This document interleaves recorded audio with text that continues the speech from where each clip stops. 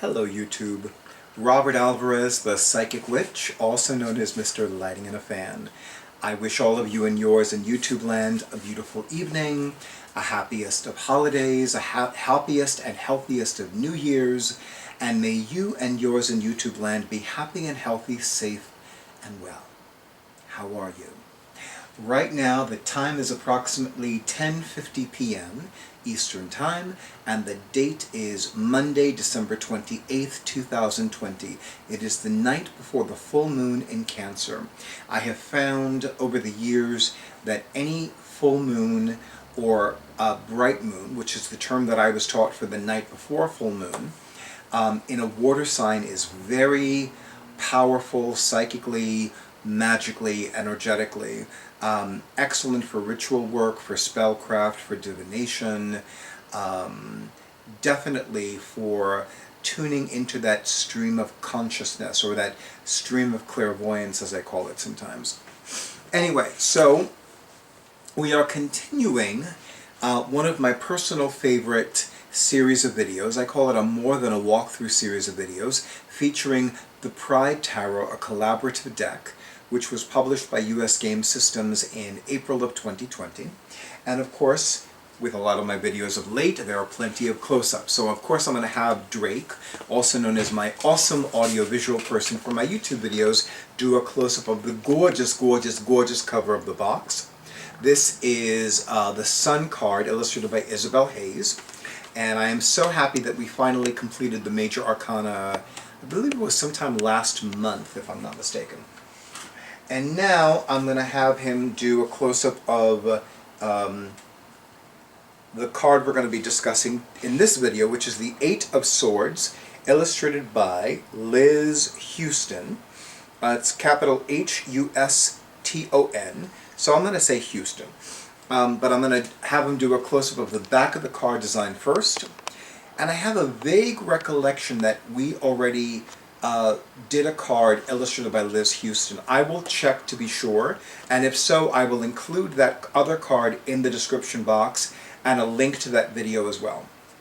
And this is the Eight of Swords and the vision of the Eight of Swords by Liz Huston. And for those of you who are new to my YouTube channel, I am going to just give you a brief overview. I will read what the artists themselves wrote about the card, and then I will share my intuitive insights about the same card, and then I will read the bio of the artist. So, let me go to the page that has the Eight of Swords. Okay, put on my eyes. Eight of Swords by Liz Huston. The Eight of Swords represents feeling restricted, insecure, isolated, inhibited, and uptight. This card suggests an experience of victim mentality, of being so imprisoned by one's own mind that the very act of thinking becomes limited and rigid. The problems we face may be real, but the fears and stories wrapped around them are not necessarily true. Oh boy, that's deep right there. I'm going to read that again. The problems we face may be real, but the fears and stories wrapped around them are not necessarily true. If there is a desire to move out of this bondage, we can realize our fears are constructs of the mind and begin to use the same powers to choose different, more empowering thoughts. The woman on this card feels trapped and isolated, but it is an illusion. The ropes that bind her hands are loosely tied. With just a small amount of effort, she can liberate herself. Solutions exist, though they're not always easy. Look for ways to ease the fears, search for solutions, and your mind will follow suit.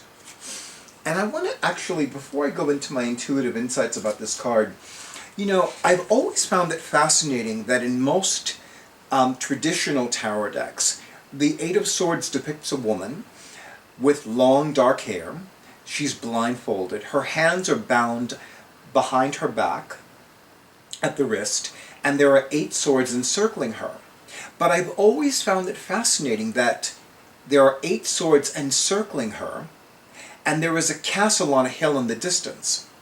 So in my mind, I always thought to myself, if she had an awareness, even ever so slight, of the swords surrounding her and encircling her and imprisoning her, if you will, then she could ever so gently rub those ropes against one of the blades of the swords, and then set herself free, or set her bindings free, and then take one of the swords to use as a weapon to defend herself, and then go as directly as she can to that castle on the hill. And I've always thought about that. Like, I mean, obviously this is a scenario, but I'm like, if she just had a little bit more faith in her power. I mean, that's the impression I've always gotten from this card. So, intuitively, what I'm going to say to all of you is, have more faith in your power. Have more faith in your talents and in your abilities. Have more faith in your powers and abilities and talents to overcome the challenges you're facing, and to ultimately banish those challenges back to the nothingness from whence they came. Intuitively, I've always felt that the Eight of Swords is about a situation in flux, a situation that's changing. And it's not necessarily changing for the better, but it's not necessarily changing for the bad either. It's just a situation that's going from one mode to another mode. And I feel that if this card pops up in your readings from time to time or on a regular basis, know that there are changes taking place. 8 in many numerological systems is the number of wealth and the number of wisdom. So with the Eight of Swords, look to see what you can learn, what you can relearn, what knowledge, talents, or abilities or skills you can acquire to either be emotionally wealthier, financially more solvent, or physically healthier and more sturdy. The word sturdy came to my mind. Now let me read the bio of Liz Huston.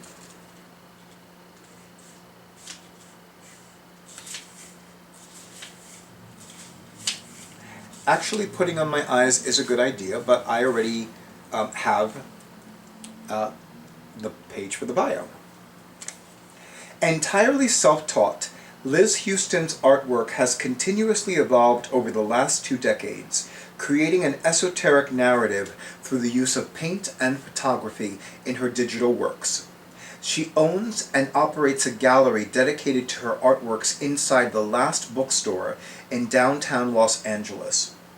The Last Bookstore. That is a place that is calling my name. She lists a website address, a Facebook page, and an Instagram page. And I will make sure to have this information in the description box for this video.